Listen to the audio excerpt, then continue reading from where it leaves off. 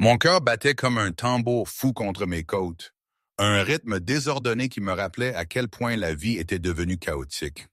Je me tenais là, sous la pluie fine de ce matin d'octobre parisien, sur le parking immaculé de l'Académie Sainte-Thérèse. La vieille fourgonnette, ma fidèle vieille Berthe, crachait encore quelques râles métalliques après l'effort de la montée.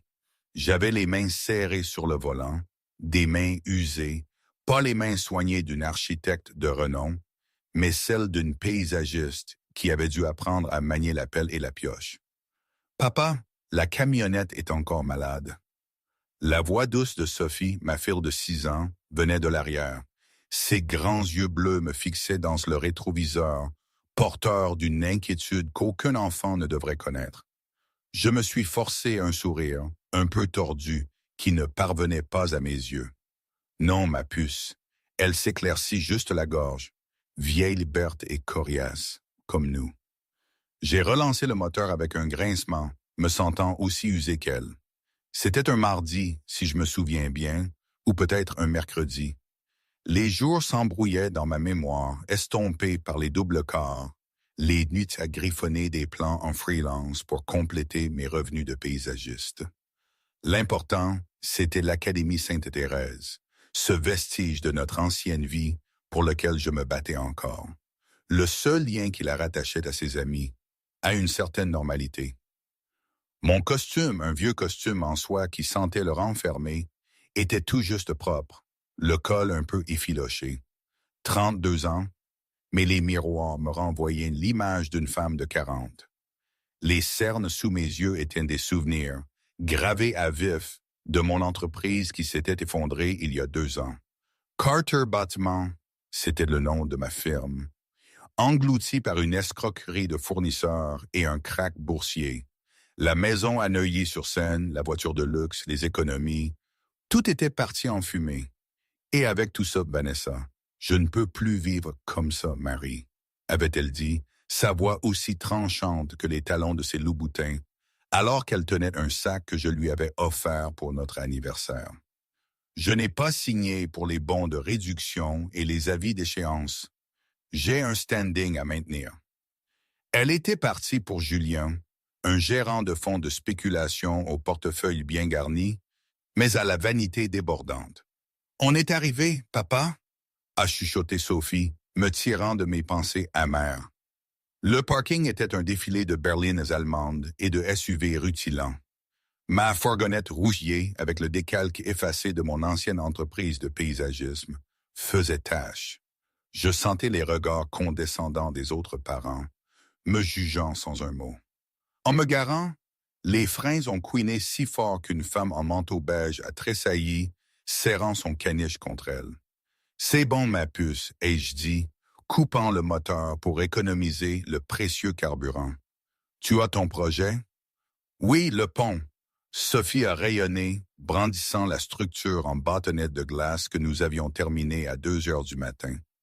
C'était une merveille de délicatesse, un pont suspendu complexe qui laissait entrevoir mes anciennes compétences d'architecte. Il est parfait, va les épater.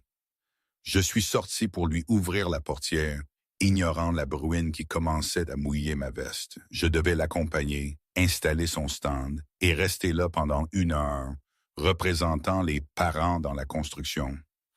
Alors que je soulevais Sophie hors de la fourgonnette, une ombre a plané sur nous.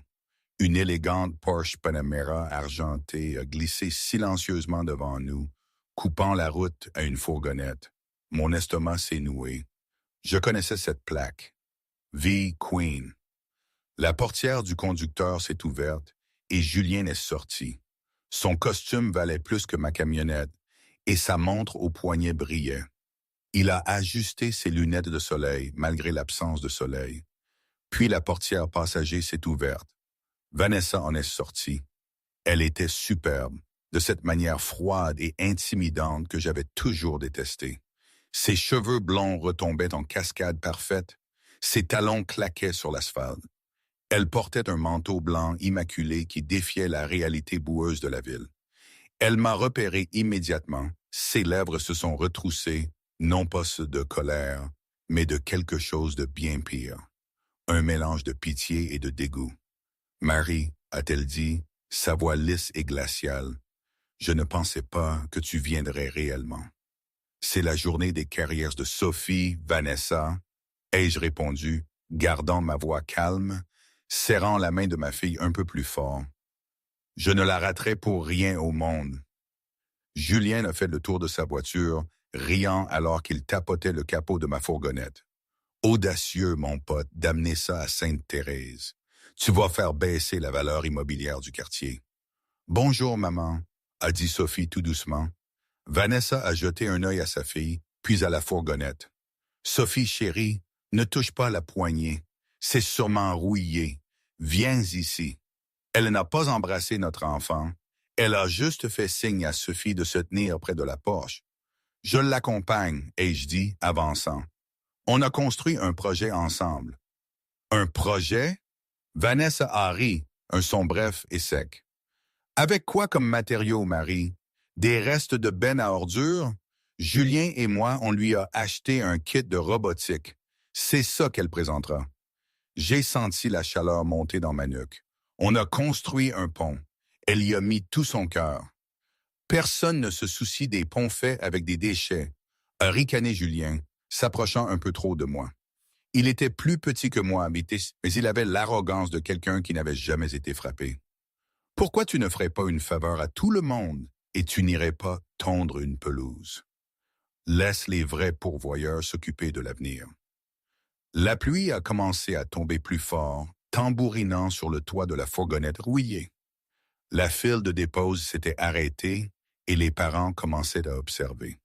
C'était un spectacle. L'entrepreneur raté face au couple riche et puissant. J'ai regardé Sophie. Elle regardait alternativement ses parents, sa lèvre inférieure tremblante. C'était la seule raison pour laquelle mon poing n'a pas rencontré la mâchoire de Julien à ce moment précis. Je vais accompagner ma fille, ai-je répété, ma voix baissant d'une octave. Écarte-toi, Julien. Ou quoi? A provoqué Julien, avec un sourire en coin. Tu vas me frapper, et après, tu ne peux pas te payer la caution, Marie. Tu peux à peine te payer l'essence pour quitter ce parking. Arrêtez, a gémi Sophie. Vanessa a soupiré, consultant son téléphone. Mon Dieu, c'est embarrassant. Marie, regarde-toi. Ton costume est mouillé. Tes chaussures sont éraflées. Tu sens le pays. Tu es d'une distraction. La directrice m'a déjà dit qu'il réexaminait ton aide financière. Des scènes comme ça n'aident pas ton dossier. Cette phrase m'a frappé comme un coup physique. L'aide financière? J'avais avalé chaque once de ma fierté pour en faire la demande, afin que Sophie n'ait pas à quitter ses amis. Je paye ma part, Vanessa. J'ai serré les dents. Tu payes des miettes, a-t-elle sifflé, s'approchant. Son parfum, Chanel numéro 5, le parfum que je lui achetais autrefois, a envahi mes sens. Julien paye ses cours de danse. Julien paye ses vêtements. Toi, tu n'es qu'une encre de week-end qui l'attire vers le bas. Tu sais ce que disent ses amis? Ils demandent pourquoi son papa conduit d'une benne à ordures. C'est un véhicule de travail. Ai-je dit, ma voix craquant légèrement. C'est une métaphore, Marie, rit Julien. Pour ta vie, en panne, rouillée, obsolète. Soudain, le système de sonorisation de l'école a retenti. Parents et élèves, veuillez vous diriger vers le grand hall. La foire commence dans 10 minutes. Donne-moi la petite, a ordonné Vanessa, tendant la main vers Sophie. On y va. Tu peux attendre ici, ou mieux, partir. Je ne veux pas que tu nous fasses honte à l'intérieur. Non, a dit Sophie reculant. Elle a agrippé ma veste mouillée. Je veux, papa. On a construit le pont. Le visage de Vanessa s'est durci. Elle détestait perdre le contrôle. Elle s'est accroupie, ignorant le pavé mouillé pendant une seconde. Sophie, écoute-moi. Maman et Julien ont une surprise à l'intérieur. Une vraie présentation. Papa doit aller travailler. Il doit aller creuser des trous. Tu comprends, n'est-ce pas? J'ai ressenti une rage si peu qu'elle m'a presque aveuglé. J'ai regardé Vanessa. Je l'ai vraiment regardée. Il a regardé. Et j'ai réalisé que je ne l'aimais plus. Je ne la haïssais même pas. Je ressentais juste une profonde tristesse d'avoir un jour pensé qu'elle était ma partenaire. J'entre et je dis, un ton de finalité dans ma voix. Et si tu essaies de m'arrêter, je ferai une scène qui fera jaser le comité des parents d'élèves pendant 10 ans. Vanessa s'est levée, ses yeux se rétrécissant. Elle me connaissait. Elle savait que j'étais généralement passive, une pacificatrice. Mais elle a vu quelque chose dans mes yeux aujourd'hui qui l'a fait hésiter. Un acier froid et dur. Très bien, a-t-elle craché, mais marche 10 pas derrière nous et ne parle à personne que nous connaissons. Julien essaye de conclure une affaire avec la famille Leroy aujourd'hui et je ne te laisserai pas tout gâcher. Ils se sont retournés et se sont dirigés vers les grandes portes doubles de l'académie, Sophie regardant en arrière par-dessus son épaule avec des yeux tristes. J'ai pris une grande inspiration, essuyant la pluie de mon front. J'ai attrapé le grand présentoir couvert du pont dans la benne de la camionnette et l'ai glissé sous ma veste pour le protéger de la pluie. Je me suis dirigé vers l'entrée, la tête haute, même si je me sentais petite à l'intérieur. Le grand hall était chaleureux. Il sentait le café cher et la cire à parquet. La pièce bourdonnait d'activité. Des stands étaient installés partout. Robotique, codage, finance internationale pour enfants. La richesse dans la pièce était stupéfiante. J'ai trouvé la table assignée à Sophie. Elle était dans le coin arrière, près de la sortie de secours. Bien sûr, j'ai installé le pont. Il était vraiment magnifique. Une conception en porte-à-faux, faite de bois de balsa et de bâtonnets de glace renforcés, démontrant la répartition des charges. C'était de l'ingénierie dans sa forme la plus pure. Julien et Vanessa étaient à 3 tables de là, saluant bruyamment les autres parents, riant, tenant la cour. Ils avaient installé un énorme téléviseur à écran plat sur une table. Mais où avaient-ils trouvé ça? Ils diffusaient en boucle des graphiques boursiers pour la présentation de Sophie. Je me suis tenu près de ma fille, lui lissant les cheveux. « Hey, ne t'inquiète pas pour eux. Regarde ce pont. Il est solide. »« Il est petit, » a chuchoté Sophie, regardant le robot à côté d'eux. « Les grandes choses commencent petit, » ai-je dit. C'est alors que les doubles portes à l'autre bout du hall se sont ouvertes en grand. Normalement, quand des portes s'ouvrent, les gens jettent un coup d'œil et détournent le regard. Pas cette fois. La pièce est devenue silencieuse. La pression atmosphérique a semblé changer. 4 hommes en costume sombre sont entrés en premier. Ce n'était pas de la sécurité scolaire. C'était une protection privée. Ils portaient des oreillettes et scannaient la pièce avec une paranoïa professionnelle. Derrière eux marchait une femme. Elle était grande, portant un tailleur gris anthracite qui semblait assez aiguisé pour couper du verre. Ses cheveux foncés étaient tirés en un chignon élégant et sévère. Elle ne portait aucun bijou, sauf une simple bague en platine à son pouce. Elle ne marchait pas, mais elle glissait. Elle radiait une aura de puissance absolue et terrifiante. C'était Sarah Dupont. La pièce a haleté.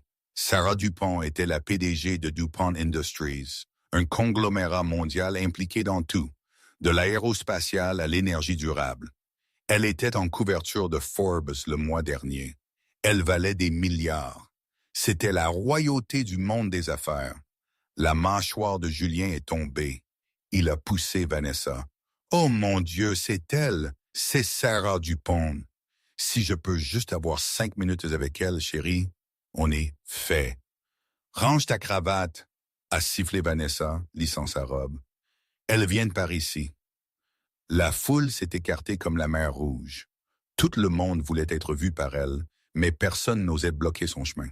Elle marchait avec un but unique, ses yeux scannant la pièce, ignorant les sourires et les saluts des ambitieux désespérés. Julien s'est avancé, tendant la main alors qu'elle approchait. « Mademoiselle Dupont, quel honneur! Je suis Julien Leroy. Je gère... » Sarah n'a même pas cligné des yeux. Elle n'a pas ralenti.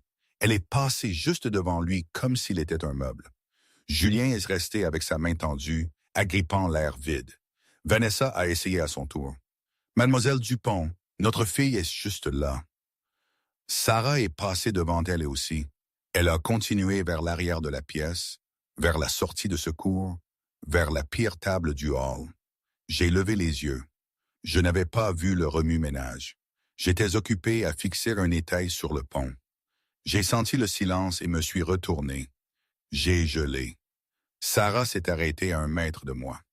Les gardes du corps ont pris position autour de nous, créant un périmètre qui a repoussé la foule curieuse. Pendant un instant, personne n'a respiré. La milliardaire et la paysagiste fauchée se sont rencontrés. Vanessa et Julien regardaient, confus. Allait-elle me renvoyer? Étais-je en difficulté? Le masque de fer Stork de Sarah s'est fendu. Un sourire chaleureux et authentique que la presse n'avait jamais vu a traversé son visage. « Bonjour Marie », a-t-elle dit, sa voix riche et veloutée. J'ai dégluti difficilement, mes mains tremblant légèrement alors que je les posais sur les épaules de Sophie. « Bonjour Sarah. »« Sarah ?» La pièce a éclaté en chuchotement. Il l'a appelée Sarah. Sarah m'a regardé de haut en bas, remarquant le col effiloché, la veste mouillée, et l'épuisement dans mes yeux. Son expression s'est adoucie en quelque chose de douloureux. Puis elle a regardé la petite fille. « Et ça, » a dit Sarah, s'accroupissant dans son pantalon de 1 000 € pour être à la hauteur de l'enfant, « ce doit être la célèbre Sophie. » Sophie a cligné des yeux. « J'aime ton pont, » a dit Sarah, ignorant le kit de robotique que Julien avait acheté. Elle a tendu la main et a touché le bois de balsa. « Ton père est le meilleur constructeur que j'ai jamais connu. » « Il vous l'a dit? » Sophie a secoué la tête. « Maman dit qu'il ne fait que creuser des trous. » Sarah s'est levée lentement. La chaleur a disparu de ses yeux, remplacée par une froideur glaciaire alors qu'elle regardait par-dessus mon épaule Vanessa et Julien, qui se tenaient là, pâles et tremblants. « Creuser des trous, » a répété Sarah, assez fort pour que toute la pièce l'entende. Elle s'est retournée vers moi. « Je te cherche depuis 6 mois, Marie. Mes détectives privés ont enfin repéré ta fourgonnette dans ce code postal ce matin. Je me suis faite discrète, ai-je dit doucement. Je sais, a-t-elle dit. Elle s'est approchée, envahissant mon espace personnel d'une manière qui semblait intime. Elle a tendu la main et a redressé ma cravate bon marché et tordue. Mais la récréation est terminée. Les dessins architecturaux que tu m'as envoyés il y a 3 ans. Le projet Skyline. Nous avons eu les permis. Dubaï, Londres, New York, ils le veulent tous. Mes yeux se sont écarquillés. Ce n'était qu'un concept, Sarah. Des croquis sur une serviette. C'est une révolution, a-t-elle corrigé. Et je ne peux pas le construire sans l'architecte principal. Elle a claqué des doigts. L'un des gardes du corps s'est avancé avec une élégante maillette noire. Il l'a ouverte. À l'intérieur se trouvaient des documents et une carte American Express Centurion noire.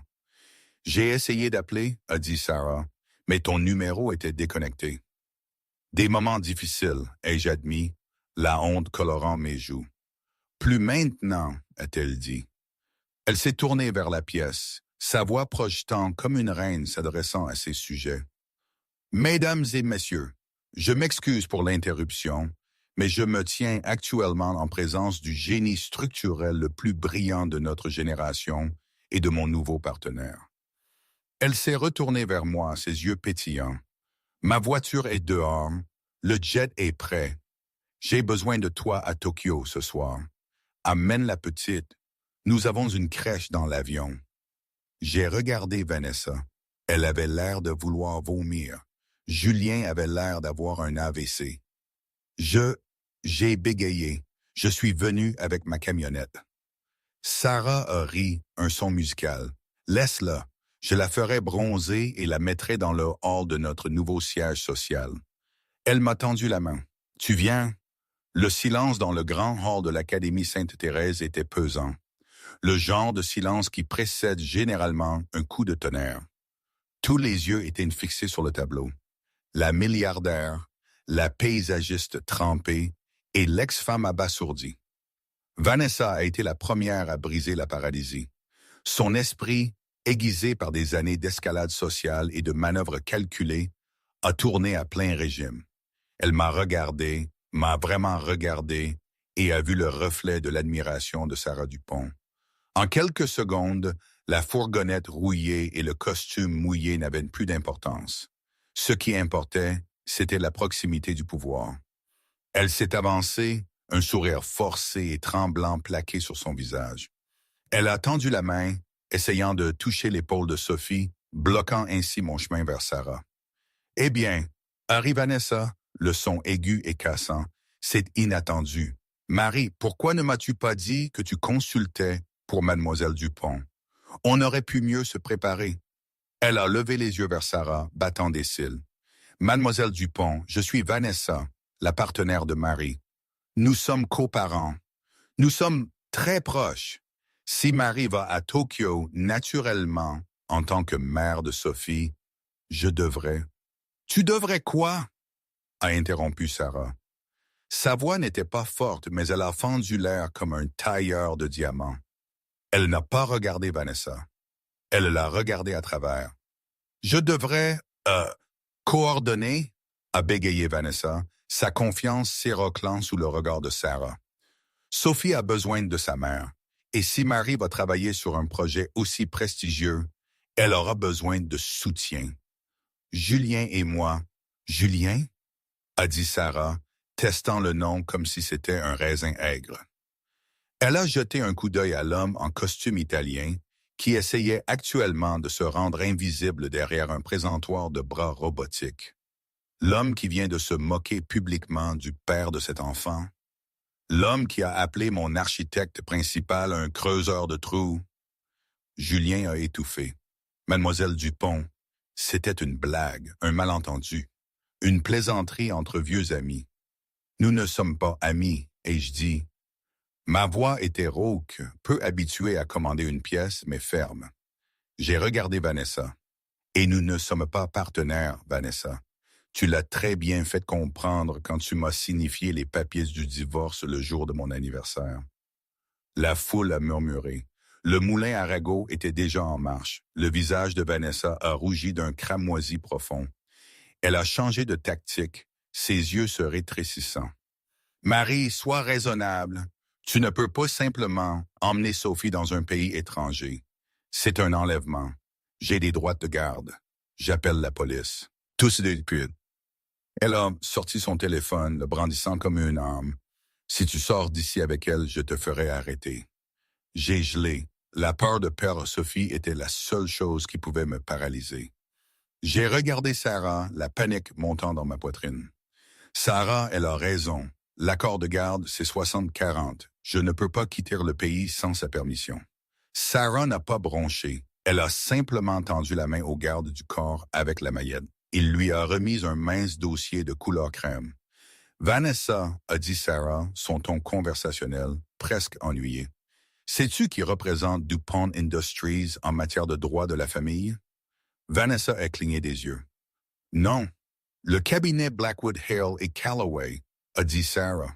« Plus précisément, Arthur Blackwood lui-même. Ce nom te dit quelque chose? » Julien a haleté de façon audible.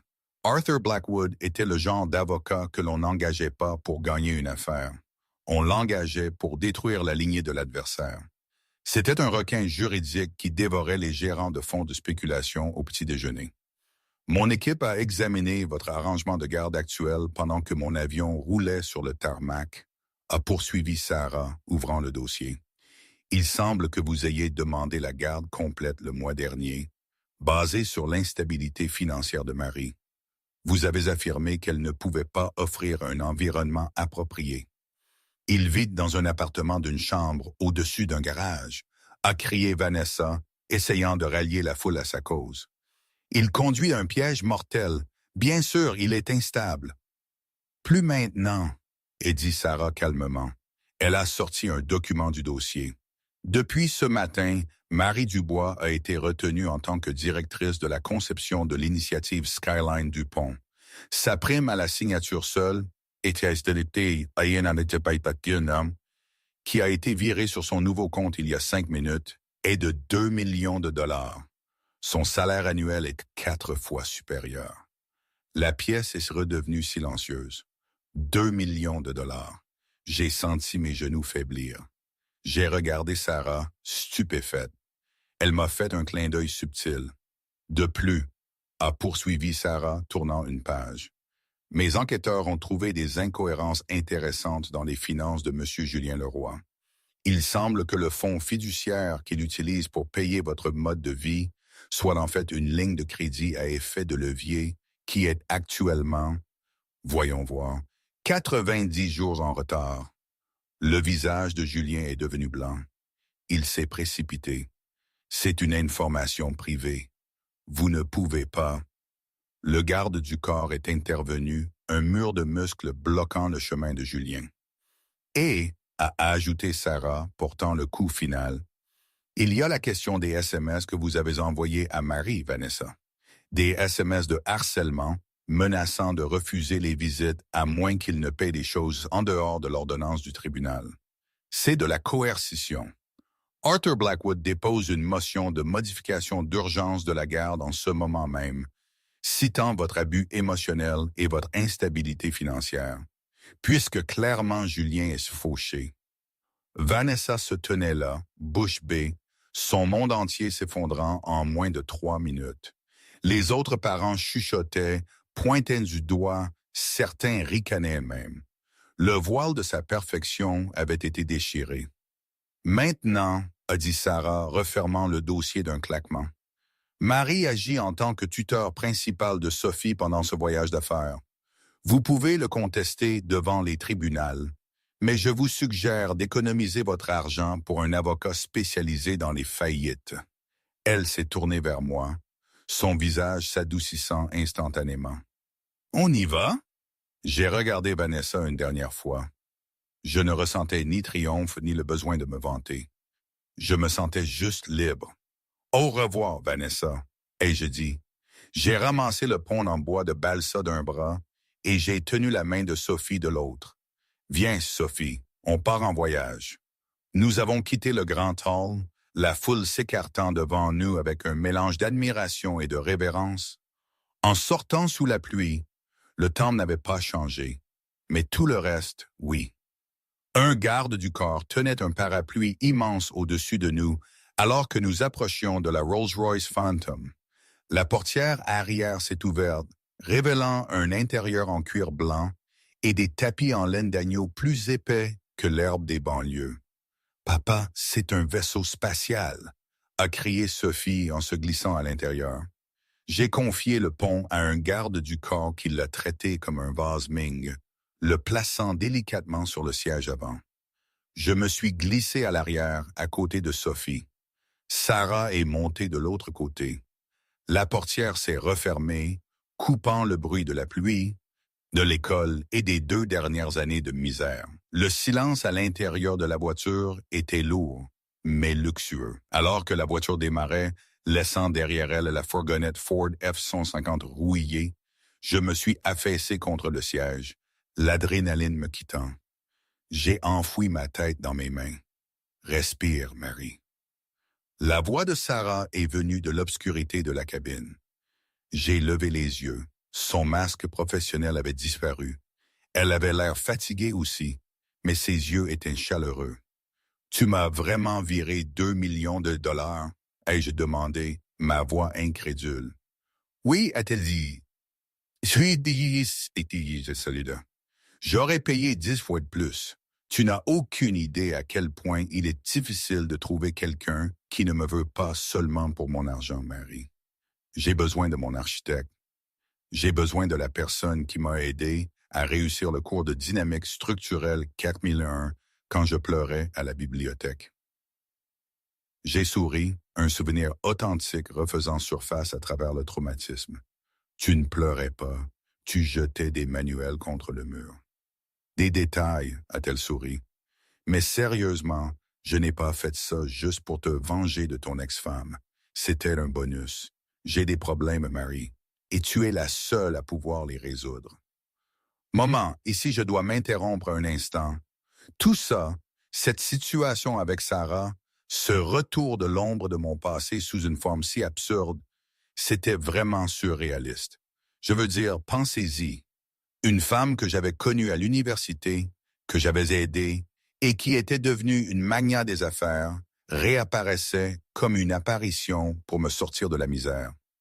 Et avec un tel empressement. Dans mon ancienne vie, on aurait dit que c'était trop beau pour être vrai, une arnaque. Mais peut-être que c'était le problème, justement. Peut-être que c'était trop réel pour être saisi. Cette sensation de nager en eau trouble, de ne plus rien contrôler, elle était effrayante, mais elle me donnait aussi un sentiment étrange de libération.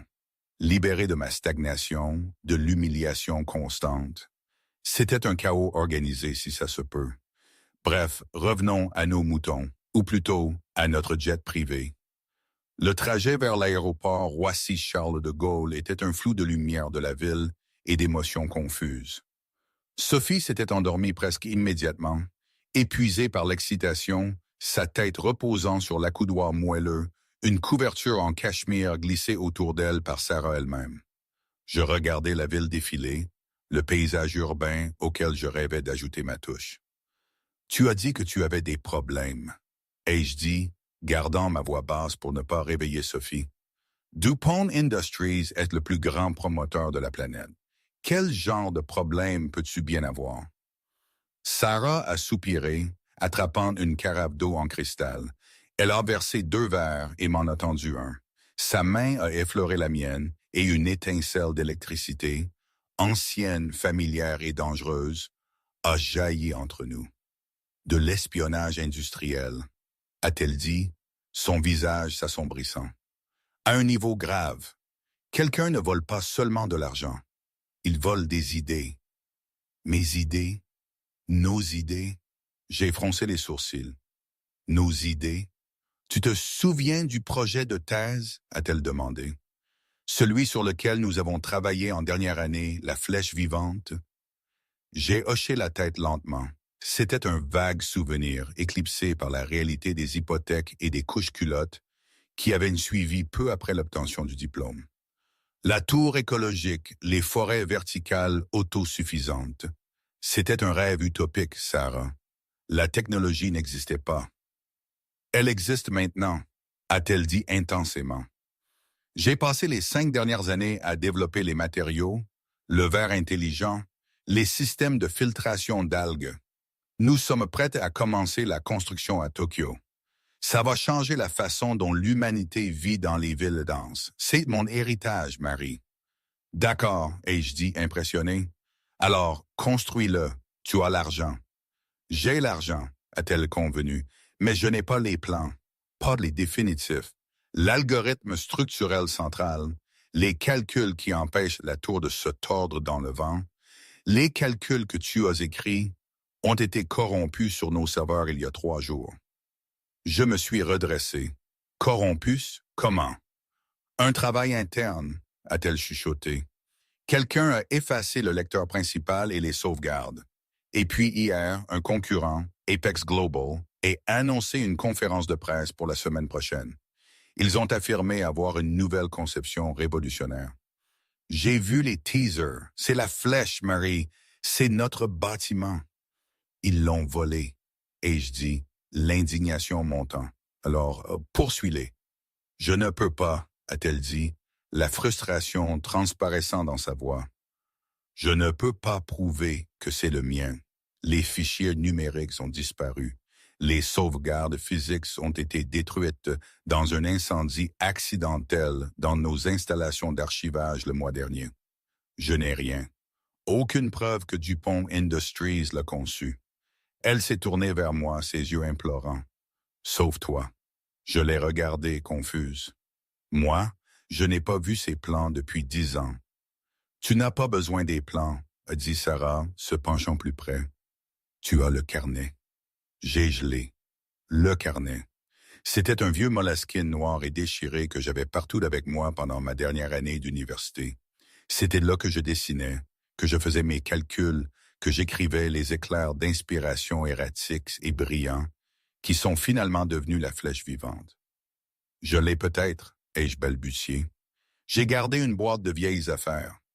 Quand nous avons perdu la maison, j'en ai mis la plupart en entrepôt, mais j'en ai gardé un sous le siège de la camionnette.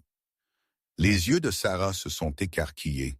Dans la camionnette que nous venons de laisser à l'école. Oui, chauffeur, a crié Sarah, appuyant sur le bouton de l'interphone. Faites demi-tour tout de suite. Non, attendez, ai-je dit, lui agrippant le poignet. Vanessa, si elle nous voit revenir, elle saura que quelque chose se passe. Et si elle me voit chercher une boîte spécifique, elle la prendra juste pour me contrarier. Elle est mesquine, Sarah. Si elle pense que c'est précieux, elle la brûlera. Sarah s'est affaissée. Tu as raison. Nous ne pouvons pas risquer de les alerter. Si Apex Global découvre l'existence de la preuve physique, ils la prendront. Qui dirige Apex? Ai-je demandé. Pierre Vidal, a craché Sarah le nom. L'ancien rival de mon père, un requin. Mon esprit a fait de la course. La camionnette était garée dans une rue publique maintenant, ou peut-être remorquée. Vanessa était probablement encore là, en colère. J'ai un double des clés, ai-je dit, tapotant ma poche, mais nous devons être invisibles. Sarah a appuyé sur un bouton de la console et un compartiment s'est ouvert, révélant 2 élégants smartphones noirs. Elle en a pris un. Plumbing, a-t-elle dit. J'ai une équipe de sécurité qui nous suit. Je vais leur demander de sécuriser la camionnette, de la remorquer vers une installation sécurisée. Nous ne nous arrêtons pas. Nous allons à Tokyo. Il faut que l'on nous voie quitter le pays. Pour que Vidal pense qu'il a gagné. S'il pense que je m'enfuis, il deviendra imprudent. Mais le carnet, mon équipe nous l'apportera, a-t-elle dit. Une fois que nous serons en l'air, pour l'instant, l'endroit le plus sûr pour toi et Sophie est à 12 000 mètres d'altitude. La voiture a viré sur le tarmac. Le jet privé attendait. Un immense Gulfstream G700 blanc brillant sous les projecteurs. Il ressemblait à un oiseau de proie prêt à frapper. Lorsque la voiture s'est arrêtée, j'ai regardé ma fille endormie. Puis j'ai regardé Sarah. « Pourquoi ne m'as-tu pas appelé plus tôt ?» ai-je demandé doucement. « Avant la crise ?» Sarah a détourné le regard, fixant la fenêtre striée de pluie. Pour la première fois, elle avait l'air vulnérable. « Parce que j'ai vu les photos de mariage, Marie, » a-t-elle chuchoté. « Il y a 10 ans, tu avais l'air heureuse. Je construisais un empire et tu construisais une famille. Je ne voulais pas être la destructrice. J'ai ressenti une piqûre dans ma poitrine. Je n'étais pas heureuse, ai-je admis. J'étais quintante. C'est différent. Et puis, je n'étais même plus ça. Eh bien, a dit Sarah, se retournant vers moi avec un sourire triste maintenant. Nous sommes toutes les deux un désastre. Mais nous sommes un désastre avec un jet. La portière s'est ouverte. Le vent froid s'est engouffré. Allons sauver mon entreprise, Marie. Dans la tête du chef de la sécurité de Sarah Dupont, silence. L'agent Silas observait le parking de l'Académie Sainte-Thérèse, blotti dans l'ombre discrète de son SUV blindé. Il avait reçu l'ordre. Localiser la fourgonnette Ford F-150, la sécuriser et en extraire une boîte spécifique sous le siège conducteur. La cible, Marie Dubois, était déjà en route pour l'aéroport. C'était une opération simple. Il n'aurait jamais imaginé la complication. De sa position, à une centaine de mètres, il avait vu la femme. Vanessa. Elle était là, près de la fourgonnette rouillée, comme une harpie s'accrochant à un cadavre. Il avait d'abord pensé qu'elle était juste en colère, mais quand le second homme, Leroy, avait brisé la vitre, Silas avait su que quelque chose n'allait pas. Ce n'était pas un simple acte de vandalisme par vengeance. Elle cherchait quelque chose. Et elle l'avait trouvé. Une boîte. Une vieille boîte en carton, l'inscription « Easy Uni Ideas » et peine visible. Ses yeux perçants avaient noté le moleskine noir qu'elle avait jeté avant de le récupérer avec une lueur étrange. Puis, une autre voiture, un SUV noir. Pas un de ceux de DuPont Industries. Encore un autre joueur dans cette partie d'échecs nocturnes. 2 hommes, équipés comme des forces spéciales, sont sortis. Ils ne venaient pas pour la camionnette. Ils venaient pour la boîte. Silas avait vu la négociation, le sourire cruel de Vanessa, son instinct de survie qui brillait, prêt à vendre n'importe quoi au plus offrant. C'était une preuve de vie du genre le plus impitoyable. Il avait activé la caméra embarquée. Une image nette du transfert de la boîte, du billet d'avion et du contact Apex Global avait été transmise au serveur sécurisé de Sarah. L'ordre était clair, pas d'intervention. Laissez le poisson mordre à l'hameçon. Mais l'agent avait senti la frustration monter. Il avait vu le chaos que cette femme allait provoquer. C'était propre, rapide, brutal. Et il n'avait rien pu faire d'autre que d'enregistrer. Une saloperie, pensait-il, mais une saloperie nécessaire. Il avait laissé les deux SUV s'éloigner et avait attendu la dépanneuse pour la F-150, désormais vide de son trésor le plus précieux. Son rapport serait froid, factuel, sans émotion, contrairement à ce qu'il ressentait en observant la scène. Pendant ce temps, à l'Académie Sainte-Thérèse, la pluie avait cessé, laissant le parking glissant et sombre. Les derniers parents repartaient. Vanessa se tenait près du trottoir, son manteau blanc éclaboussé de boue. Elle tremblait, non pas de froid, mais de rage. Julien était au téléphone, hurlant à sa banque, essayant de comprendre pourquoi ses cartes étaient refusées. « Tais-toi, Julien !» a claqué Vanessa. « Ils l'ont gelé, Ness, tout. La Essex signale mes comptes. » Elle ne plaisantait pas. Elle avait vraiment appelé les fédéraux. Vanessa l'a ignoré. Elle a fixé la fourgonnette Ford F-150 rouillée de Marie, toujours garée seule sous un lampadaire vacillant. « Il l'a laissé, a-t-elle marmonné. Il l'a juste laissé là. » Elle s'est dirigée vers la camionnette. Elle détestait cette chaude chicose. Elle représentait tout ce qui avait mal tourné dans sa vie. Elle lui a donné un coup de pied au pneu. Quelque chose a attiré son attention. Dans la vitre arrière, partiellement recouverte par une chemise en flanelle sale, se trouvait une boîte. C'était une vieille boîte de banquier étiquetée AC Uni Ideas. Vanessa connaissait Mary. Elle savait qu'il était sentimental. S'il allait s'enfuir avec une milliardaire, pourquoi laisserait-il ses précieux souvenirs à moins qu'il ne les ait oubliés? Une sombre pensée a traversé son esprit. Une pensée qui pourrait servir de levier. « Julien !» a-t-elle crié. « Prends de la barre à pneus dans ton coffre. »« Quoi? Pourquoi? »« Parce que, » a souri Vanessa, une expression cruelle et tordue. « Marie tient à la ferraille. Et s'il y tient, je la veux. Peut-être qu'il y a quelque chose là-dedans que je peux utiliser pour l'embarrasser. Ou peut-être qu'il y a quelque chose que cette femme veut. » Julien s'est précipité avec la barre à pneus. Il a brisé la vitre côté passager. Le verre a volé en éclats avec un grand fracas. Vanessa a tendu la main, déverrouillant la portière. Elle a écarté la chemise en flanelle et a traîné la lourde boîte sur le pavé mouillé. Elle a arraché le couvercle. À l'intérieur se trouvaient de vieux outils de dessin, une tasse à café et une pile de carnets de croquis. Elle a ramassé un Moleskine noir. Il était usé, l'élastique étiré. Elle l'a ouvert. Il était rempli de charabia. Des chiffres, des équations, des croquis d'une tour torsadée. « Des ordures !» a-t-elle craché, le rejetant dans la boîte, comme lui. Soudain, un SUV noir a dérapé sur le parking, les phares aveuglants. « Hé !» a crié Julien, protégeant ses yeux. « Attention !» Deux hommes en tenue tactique ont sauté du SUV. Ce n'étaient pas des policiers et ce n'était pas la sécurité de Dupont. L'un d'eux a pointé un taser sur Julien. « Lâchez la boîte. » Vanessa a serré la boîte contre sa poitrine. « Qui êtes-vous? »« Nous sommes la concurrence, » a dit l'homme, sa voix déformée par un masque. « Et nous prendrons ce carnet maintenant. » Vanessa a regardé l'homme, puis le carnet qu'elle venait d'appeler des ordures. Son instinct de survie a pris le dessus. Ce n'était pas de la ferraille. C'était précieux. « Faites-moi une offre, » a-t-elle dit. Julien l'a regardée comme si elle était folle. « Vanessa, donne-leur cette putain de boîte. »« Tais-toi, » a-t-elle sifflé. Elle a regardé l'homme masqué. « Vous voulez le carnet?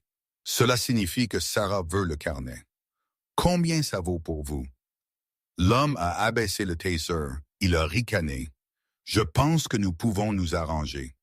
Le Gulfstream Jet-100 a fendu la stratosphère comme une aiguille d'argent, laissant le chaos de Paris loin derrière. À l'intérieur de la cabine, c'était un sanctuaire de cuir crème et de bois de noyer éclairé par une douce lumière d'ambiance ambrée. Je me suis assise en face de Sarah, un verre de tequila Don Julio 1942 intact devant moi. J'ai regardé Sophie dormir profondément sur le divan converti, serrant un ours en peluche que l'hôtesse de l'air de Sarah avait produit comme par magie. « Elle est résiliente », a dit Sarah doucement, remarquant mon regard. Elle tient de son père. J'ai ricané, passant une main dans mes cheveux. J'avais pris une douche dans la salle de bain de l'avion et enfilé des vêtements que Sarah gardait d'abord pour les invités. Un jogging en cachemire et un Henley ajusté. J'avais l'air d'une autre femme, mais je ne me sentais pas comme telle. Résiliente, Sarah, j'ai à peine gardé la tête hors de l'eau pendant 2 ans. J'ai laissé mon ex-femme me harceler parce que j'avais peur de perdre le peu de temps que j'avais avec ma fille. Ce n'est pas de la résilience, c'est de la lâcheté. C'est un sacrifice, m'a corrigé Sarah fermement. Elle a retiré ses talons et a replié ses jambes sous elle, abandonnant l'image de la PDG un instant. Tu as encaissé les coups pour maintenir le monde de Sophie stable. C'est ce que font les bons parents. Mon père, eh bien, tu sais comment il était. Il aurait brûlé l'école si un professeur l'avait mal regardé. Il m'a appris à gagner, mais il ne m'a jamais appris à prendre soin. Tu as l'air de t'en soucier très bien, ai-je dit, désignant la couverture glissée autour de Sophie. J'essaie, a-t-elle admis, mais ce monde, il te durcit. Je suis entouré de requins, Marie. Des gens comme Julien, mais avec des milliards de dollars et de meilleurs avocats. Ils ne veulent pas construire des choses. Ils veulent piller les entreprises pour leurs pièces. Elle a pris une gorgée de sa boisson, ses yeux fixés sur les miens. C'est pourquoi j'avais besoin de toi. Le projet de la flèche vivante, ce n'est pas juste un bâtiment, c'est une déclaration. Ça prouve que DuPont Industries est toujours synonyme d'innovation, pas seulement d'acquisition.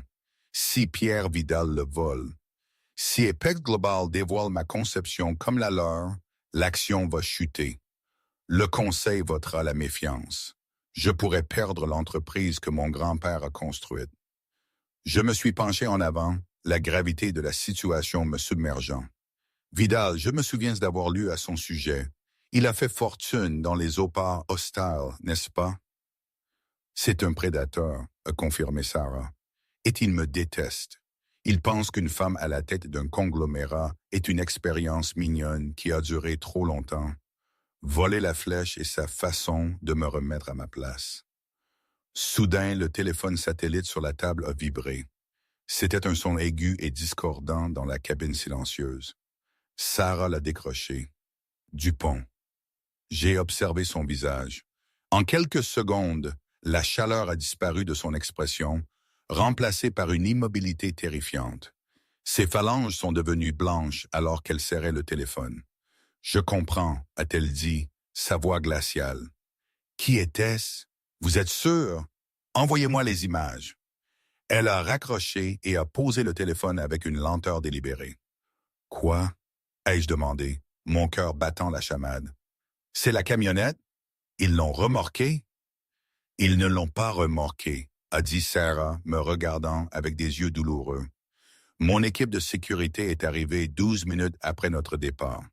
La camionnette avait été forcée. » Je me suis levé. « La boîte, le carnet, parti, » a dit Sarah.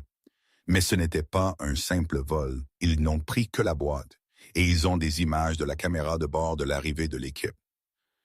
Elle a tapoté sa tablette, affichant un fichier vidéo granuleux envoyé par son chef de sécurité. Elle a fait pivoter la tablette pour que je puisse voir. La vidéo montrait le parking de Sainte-Thérèse balayé par la pluie. Elle montrait un SUV noir qui s'éloignait. Et debout là, illuminé par les phares, il y avait Vanessa. Elle tenait la boîte de banquier. À côté d'elle, Julien avait l'air nerveux. Mais Vanessa souriait. Elle était au téléphone. J'ai eu la nausée. Elle l'a prise.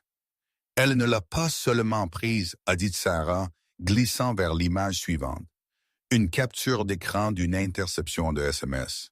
Mon équipe de cybersécurité a signalé une communication. Vanessa a contacté le bureau régional d'Apex Global il y a 10 minutes. Elle ne la garde pas pour une rançon, Marie. Elle la vend. Je me suis effondré sur le siège, enfouissant mon visage dans mes mains. Elle nous a vendus. Elle m'a vendu. Elle pense qu'elle a touché le gros lot, a dit Sarah, sa voix dégoulinante de venin. Elle a la preuve physique de la conception. Si elle remet ce carnet à Pierre Vidal, il peut prétendre avoir acheté la propriété intellectuelle au créateur original. Puisque tu ne l'as pas breveté à l'université, c'est une zone grise légale. Avec ses avocats, il peut nous enterrer. Nous devons l'arrêter, ai-je dit. Appelez la police. Elle a volé ma propriété. C'est une affaire civile, a secoué Sarah la tête.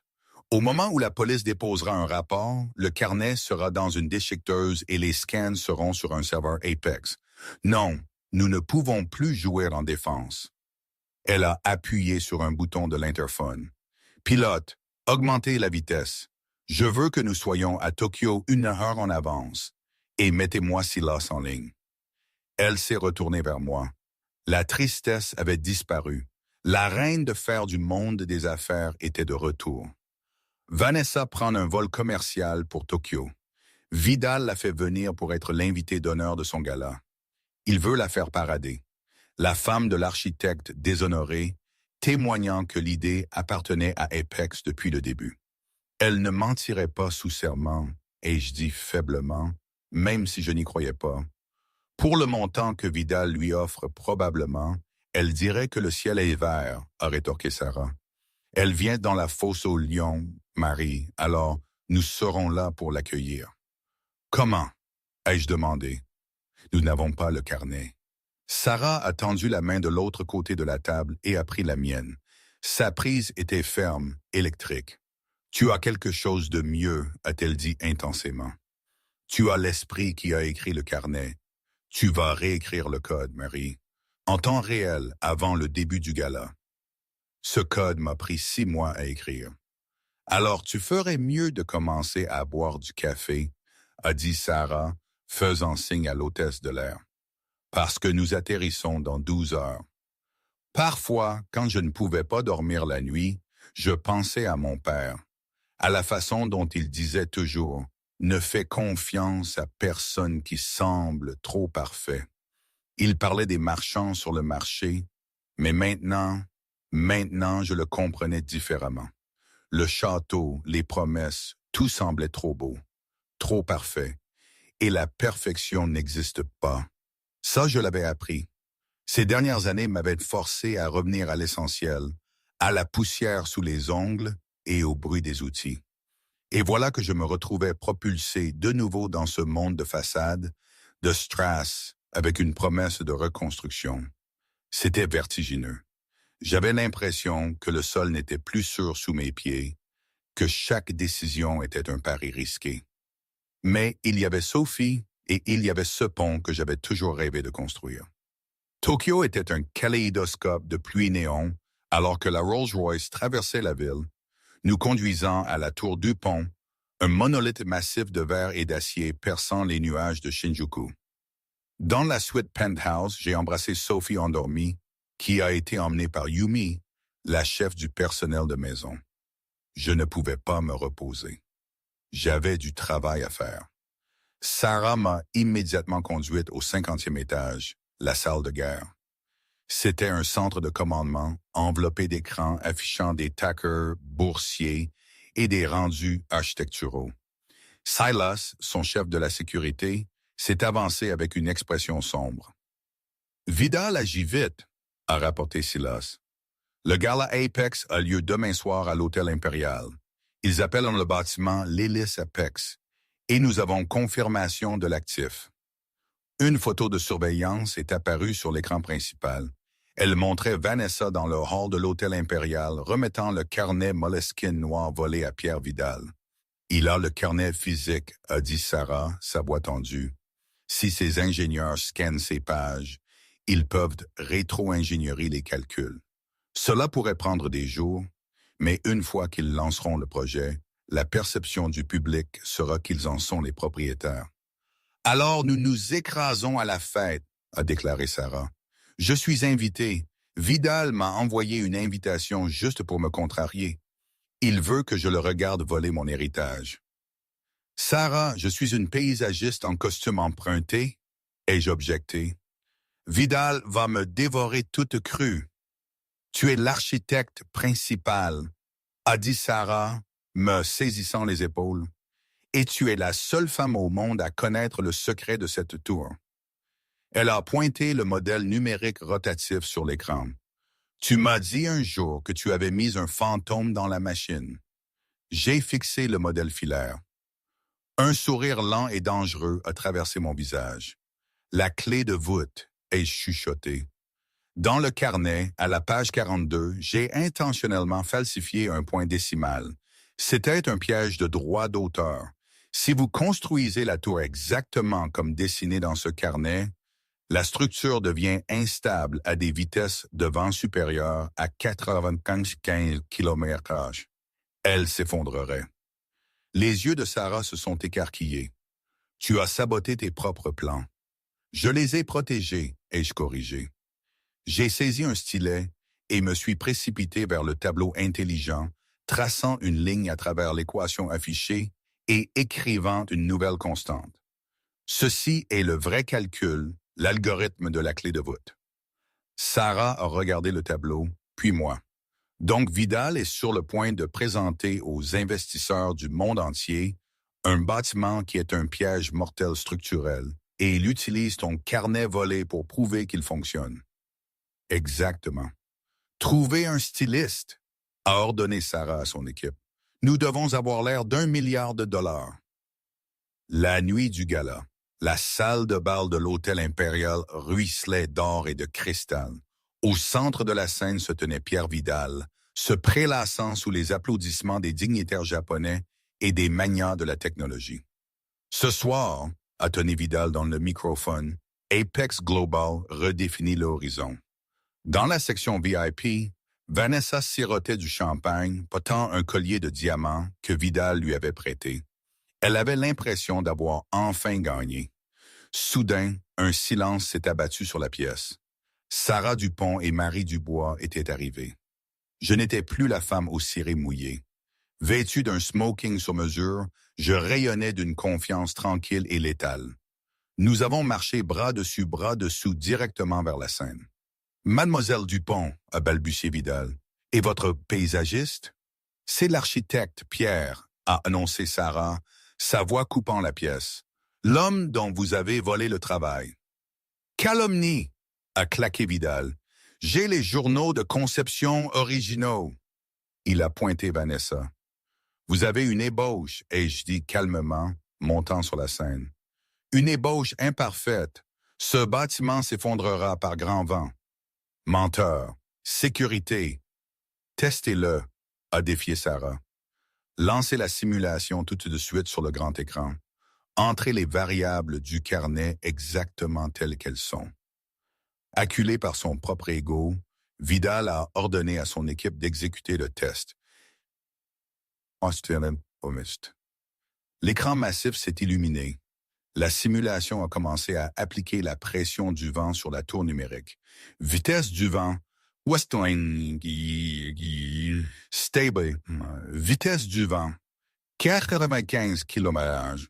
Des voyants rouges clignotent, défaillance critique. La tour virtuelle s'est tordue violemment et s'est brisée en débris numériques. La salle de bal a halté. Oups, ai-je dit dans le microphone. Je suppose que vous auriez dû vérifier les calculs. Sarah a fait signe à sa propre équipe. L'écran s'est rafraîchi, cette fois avec l'algorithme de la clé de voûte de ma conception appliquée. Vitesse du vent, 240 km/h. Stable. La foule a éclaté. Vidal a regardé l'écran, puis le carnet, et enfin Vanessa avec des yeux meurtriers. Toi, a-t-il sifflé, Tu m'as vendu des ordures. Je ne savais pas, a balbutié Vanessa. Non, Vanessa, ai-je dit, lui tournant le dos. Tu t'es trompé toi-même. J'ai pris la main de Sarah. Allons-y, nous avons un bâtiment à construire. Les conséquences dans la salle de bal de l'Hôtel Impérial ont été immédiates et catastrophiques. Alors que les débris numériques de l'hélice Apex s'estompaient du grand écran, la valeur nette de Pierre Vidal a chuté en temps réel. Les investisseurs hurlaient déjà dans leur téléphone, se débarrassant des actions Apex avant même que le gala ne soit terminé. Vidal, son visage un masque de rage pourpre, s'est tourné vers la seule cible à y porter. « Toi » a-t-il grogné à Vanessa, qui tremblait au bord de la scène. « Sors! C'est fini! Tu m'as vendu une propriété intellectuelle défectueuse. » « Mais les honoraires de conseil » a balbutié Vanessa, des larmes coulant sur son mascara. « Vous avez promis. J'ai promis un paiement pour un bâtiment qui tient debout. » A craché Vidal. Il a fait signe à sa sécurité. « Escortez Mademoiselle Carter dehors et reprenez le collier. » Humiliée, dépouillée de ses diamants, empruntée devant les caméras clignotantes, Vanessa cherchait désespérément une bouée de sauvetage. Elle m'a repéré, moi et Sarah, près de la sortie, au centre d'un tourbillon d'admiration. « Marie !» a-t-elle crié, bousculant un serveur. Elle avait l'air petite et frénétique. « Marie, s'il te plaît, il me jette dehors. Je n'ai pas assez de billets pour rentrer. Pour l'amour de Sophie, laisse-moi prendre le jet. » Je me suis arrêté. Je me suis retourné lentement, regardant la femme qui avait autrefois défini ma valeur par mon compte en banque. Je ne ressentais aucune colère, seulement une pitié lointaine. Pour l'amour de Sophie, ai-je dit calmement, je t'ai acheté un billet, il est à la conciergerie. J'ai sorti un reçu froissé de ma poche et le lui ai tendu. Économie, allez simple. Économie? A haleté Vanessa, serrant le papier comme si c'était une insulte. Sois reconnaissante, a interrompu Sarah, sa voix tranchante. Mon équipe juridique voulait te laisser ici pour expliquer ton vol d'entreprise à la police japonaise. Marie a choisi la miséricorde. Nous lui avons tourné le dos, sortant dans la nuit de Tokyo, laissant Vanessa seule au milieu des ruines de sa propre ambition. Et vous, qu'auriez-vous fait à ma place? Laisser une personne civile se débattre, ou lui tendre malgré tout la main, ne serait-ce que par dignité. Je ne sais toujours pas si c'était de la dignité ou de la lâcheté encore. 6 mois plus tard, le ciel de Paris avait un nouveau joyau. La flèche du pont s'élevait plus vite que n'importe quel gratte-ciel de l'histoire. Une merveille torsadée de verre et de jardins verticaux. Je me tenais au 80e étage, le vent fouettant ma cravate. Je n'étais plus seulement une paysagiste, j'étais l'architecte principal célébré de DuPont Industries. J'ai validé les progrès du jour et pris l'ascenseur jusqu'à la rue où une Rolls-Royce noire familière attendait. Sarah a baissé la vitre, souriante. « Monte, femme de l'année, nous sommes en retard pour ta cérémonie de remise de prix. » J'ai glissé sur le siège en cuir, lui embrassant la main.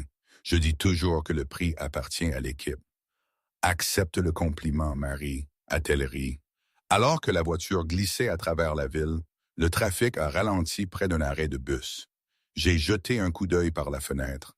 Assise sur un banc, vêtue d'un uniforme de serveuse beige délavé et l'air épuisé, il y avait Vanessa. Elle lisait un journal jeté, l'air plus vieille et plus dur. Le glamour avait disparu. Seul le quotidien restait. « Tu veux t'arrêter ?» a demandé Sarah doucement, suivant mon regard. J'ai regardé mon ex-femme, puis la femme qui avait cru en moi quand je n'avais rien. J'ai pensé à Sophie, heureuse et en sécurité dans notre nouvelle vie. « Non », ai-je dit, détournant le regard de la fenêtre. Continue de rouler. Cette nuit-là, sous l'éclat des lumières de la ville, je n'ai pas seulement accepté un prix. J'ai conduit Sarah sur la terrasse du toit, surplombant la Seine. Avec la flèche achevée scintillant au loin, je me suis agenouillé. « Tu m'as trouvé dans la rouille », ai-je chuchoté, ouvrant une boîte pour révéler une bague conçue avec la même élégance structurelle que notre tour. « Construisons une vie, épouse-moi. » Sarah Dupont, la reine de faire des affaires, est tombée à genoux à côté de moi, les larmes aux yeux. Oui, 1000 fois. Oui. Je l'ai serrée contre moi alors que des feux d'artifice éclataient au-dessus du quai de Javel. J'avais tout perdu pour trouver la seule chose qui comptait. La fondation était enfin solide. Aujourd'hui, je ne sais pas si tout est parfait. Sophie a grandi, elle est magnifique et elle continue de construire des choses, même si ce sont des robots. Sarah et moi, où ça va, Vam? Nous avons nos jours, nos défis. La vie n'est jamais un conte de fées sans fin. Mais c'est une histoire que nous avons écrite ensemble, avec nos faiblesses, nos batailles, et l'espoir fou que quelque chose de beau peut naître du chaos. C'est ça la vie, non? Rien n'est évident, rien n'est parfait, mais c'est la mienne, et je ne l'échangerai pour rien au monde.